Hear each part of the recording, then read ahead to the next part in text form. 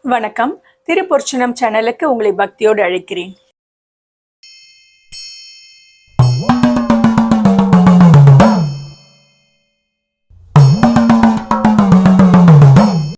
இந்த அற்புதத்தை பார்த்த பிறகு பட்டினத்தாருக்கு எப்படி இருக்கும்? ஏன்னா அவரை விட்டுட்டு போயிட்டாரு இல்லையா? அருட்கடலே, இன்னும் நான் எவ்வளவு காலம் இந்த உலகத்தில் இருக்கிறது? உன்னுடைய திருவடியை நான் அடையிற நாள் எப்போது அப்படின்னு கேட்கிறாரு. அப்போ ஒரு அசரீரி ஒலிக்குது. திருவெண்காடரே, ஒற்றியூருக்கு வாங்க அப்படின்னு. அதோட இறைவன் தரிசனம் கொடுத்து கையில ஒரு கரும்பை கொடுத்து, இது என்றைக்கு எங்கு இனிக்குதோ அன்று நீ நம்மை அடைவாய், அது வரைக்கும் பல ஸ்தலங்களுக்கு போய் தரிசித்துட்டு வா அப்படின்னு சொல்லி மறையிறார். இந்த அற்புதத்தை பார்த்த பிறகு பட்டினத்தாருக்கு எப்படி இருக்கும்? ஏன்னா அவரை மட்டும் விட்டுட்டு போயிட்டாரு இல்லையா? அருட்கடலே, இன்னும் நான் இந்த உலகத்துல எத்தனை நாள் இருக்கிறது? உன்னுடைய திருவடியை நான் அடையிற நாள் எப்பவோ அப்படின்னு கேட்கிறாரு.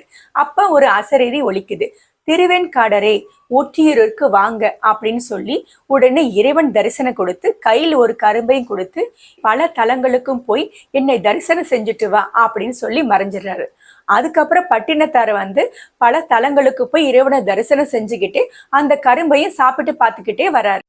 பட்டினத்தார் சீர்காழி, சிதம்பரம், காஞ்சிபுரம், திருவண்ணாமலை, திருக்கழுக்குன்றம், திருவலங்காடு, திருக்காலஸ்ரீ, இப்படி நிறைய ஸ்தலங்களுக்கு போய் நிறைய பாடல்களை பாடி வழிபாடு பண்றாரு.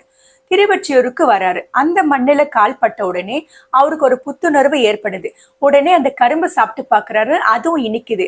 ஆஹா, நம்ம சேர வேண்டிய இடத்துக்கு அவன் அருளாலே நம்ம சேர்ந்துட்டோம் அப்படின்னு இறைவனுக்கு போய் நன்றி சொல்றாரு. இரு நில மடந்தை இயல்பினில் உடுத்து என்ற பதிகத்தை பாடுறாரு.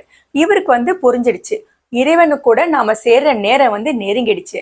இவர் நினைச்சுக்கிட்டே கடற்கரை ஓரமா போறாரு. அங்க சின்ன பசங்க எல்லாம் விளையாடிட்டு இருக்காங்க. இவர் அவங்க கூட சேர்ந்து விளையாடுறாரு. அதுக்கப்புறம் இவர் ஒரு குழியில போய் உட்காருவாரு. அவங்களை எல்லாம் மணலை போட்டு மூடுங்கன்னு சொல்லுவாரு. மூடினதுக்கு அப்புறம் இவர் வேற இடத்துல இருந்து வந்துருவாரு. பசங்களுக்கெல்லாம் ஒரே ஆச்சரியம். இந்த விளையாட்டை பல முறை அவங்க செஞ்சுக்கிட்டே இருக்காங்க. இவங்க மணலை போட்ட மூட அவர் வேற இடத்துல இருந்து வந்துகிட்டே இருக்கிறாரு. கடைசியா பட்டினத்தார் ஒரு குழியில இறங்கதுமே மணலை போட்டு மூடுறாங்க. ஆனா ரொம்ப நேரம் ஆகி கூட அவர் வரவே இல்லை.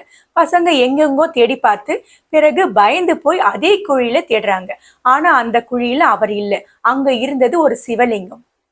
பசங்க எல்லாரும் ஊருக்குள்ள போய் ஊர் பெரியவங்களை எல்லாம் கூட்டிட்டு வராங்க. எல்லாரும் அந்த சிவலிங்கத்தை பக்தி பரவசத்தோட பார்த்து வழிபாடு பண்றாங்க. அவர் மோட்சம் அடைஞ்ச நாள் தான் ஆடி மாத உத்திராட நட்சத்திர நாள்.